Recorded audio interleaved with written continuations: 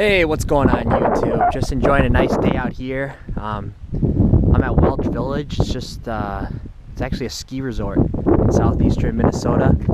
As you can see, there's no snow, but this is usually pretty busy in the winter, and sometimes you'll come out here and watch the skiers and whatnot. But Welch, also known as Highway 7, it's kind of, for Minnesota, it's kind of a little windy. It's kind of what we have for twisties. But just enjoying the nice day today. Long day at work, so I wanted to get out, just go on a nice cruise.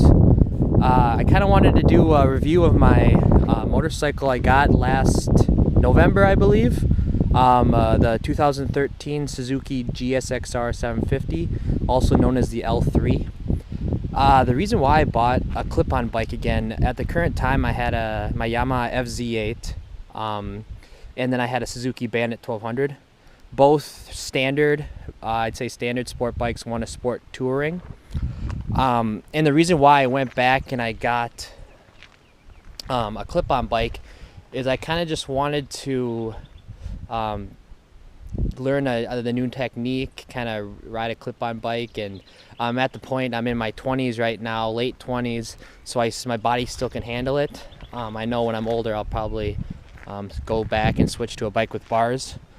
But I never really rode a bike with clip-ons or a rocket, so I kind of wanted just to give it a try. And ideally I was looking for an R6 or a CBR, an older one. But my buddy Moto Manic, subscribed to his page, one of my YouTube followers, and I follow him. He actually decided to sell me his old Suzuki GSXR-750 that he bought. So this was his. And I just really enjoy it. And it was kind of funny. It kind of was the fastest sale I've ever done in my life. I was talking to him because he put his bike away for the winter, I believe. And, he said, oh, I'm thinking about, selling this bike, getting something new, getting into track, buying a track bike and buying more of a sport touring bike, more comfy with power. So he said, hey, anyone, I'll post it on Craigslist for this amount of money. And I called him up. I was like, hey, you know what? I'll buy it. It's nicer than the other used stuff on Craigslist. So I went to the bank, got the money, and then the next day I just came over to his place, hung out, and then I bought it from him and rode it home. And it's probably the quickest and fastest buy. Luckily, I've ridden with him on it before, and I've seen him, and he takes good care of his bike. So I knew it was a good buy. So I'm going to go over some modifications that I've done thus far on the bike. All right, so the new Suzuki GSXR-750, the L1 to the L6, so 2011 to 2016. I believe the older generations, when they were the K1, I guess, to the K9, I believe these ones are a little lighter, a little more power. And I guess the biggest upgrade is they went with the Showa big piston fork suspension and the Brembo calipers as stock. So for this bike, out of the crate, for the street, it's obviously equipped, even the stock components. The first upgrade I did on the bike, actually it came with, which I'm grateful for, is it came with these race rails, these speed rails right here. And they work a little better, I think, than the frame sliders because they seem to bolt on not only to this side of the frame but also the back end, and there's a lot more stability. And the previous owner, he's a machinist, so he was able to custom machine some slider pucks on the ends. So it came with that, which is really great, just in case low slides or spills, you'll protect your fairings. What I added to it, I added these Woodcraft bar ends with bar end weights. I think they're about $40 off Revzilla. I noticed a little bit of buzziness in the handlebars, so I did add these bar ends. Next, I added the stainless steel brake lines. And I think this is a must because even though this bike does have the Brembo calipers and did get the master cylinder recall, it seems like without the stainless steel lines, it didn't feel spongy, but it kind of had some brake fade. So now when I have these stainless steel lines on, I just cover the lever with one finger and I'm basically good to go. Next, I got the M4 Shorty slip-on pipe. I was debating, ideally I'd want to get the full Yoshimura exhaust, but that costs $1,200, and then you gotta, get a power commander and remove the SET valve. So I went with the M4 slip-on because it was super cheap, and I sent my ECU out to a guy out in California, Turbo Joe, that does all kind of bike. He has a shop where he just dynos for a living, and he reflashed my ECU and put a custom map from another 2013 GSXR-750 onto the ECU, so I have a dyno tune map with the same upgrades. With the slip-on, I bought a K&N filter, so I put the K&N filter under the gas tank, obviously, with the pipe, and it's really good to get a reflash or a power commander, because if you don't, the bike came a little lean from stock settings. So if you have the Shorty pipe and a K&N filter and you don't have any tuning, your bike will have some lean surges and it just won't run as nicely.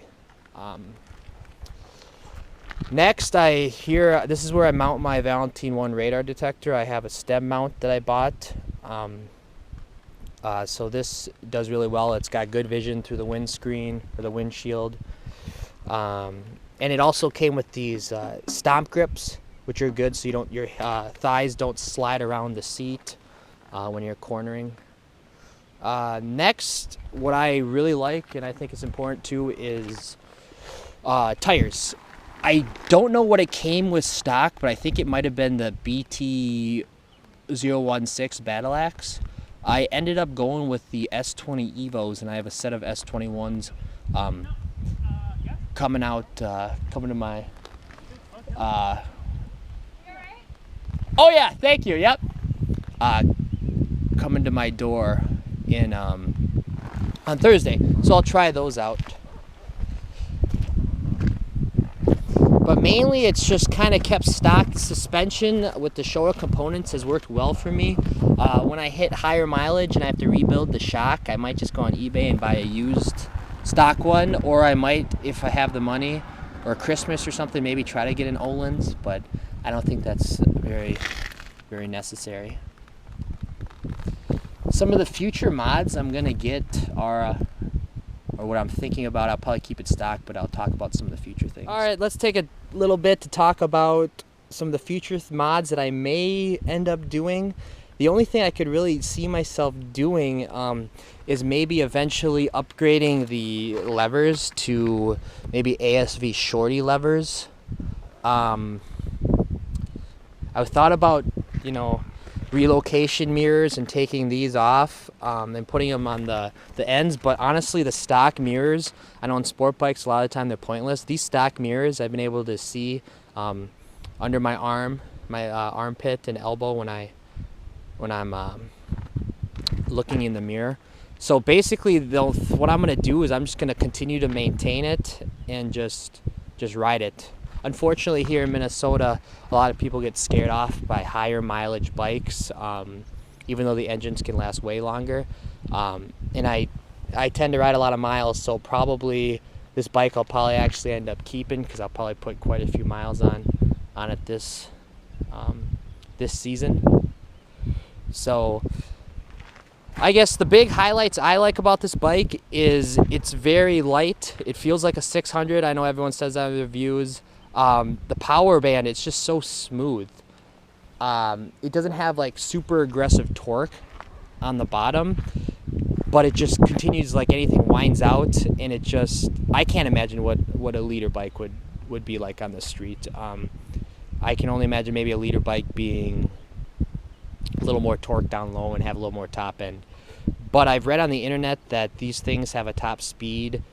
It says, I think, 186, but probably realistically with wind and things, I bet it could go about 180 GPS speed, and that's plenty enough. Also, it's just so nimble. It's just, it can corner just unreal for stock suspension. And I'm obviously, I don't consider myself some good or even like experienced rider, because I haven't done track or track days or taken training courses. I just guess, I don't know, I maybe... All right, I'll fire the bike up here for you guys so you can hear the exhaust, the M4. One thing I do like about this bike is it, with the dash, it does have a gear indicator.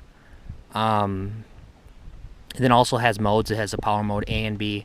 I always just keep it in A because, I don't know, I've never really ridden any bikes before with all the electronics and everything. It would be nice, yeah, if these new models had traction control, ABS, etc. I know they're making the new 2016 GSXR-1000 and probably the 600. They'll probably update all that. Usually the 750s end up being last, but let me fire this up for you guys.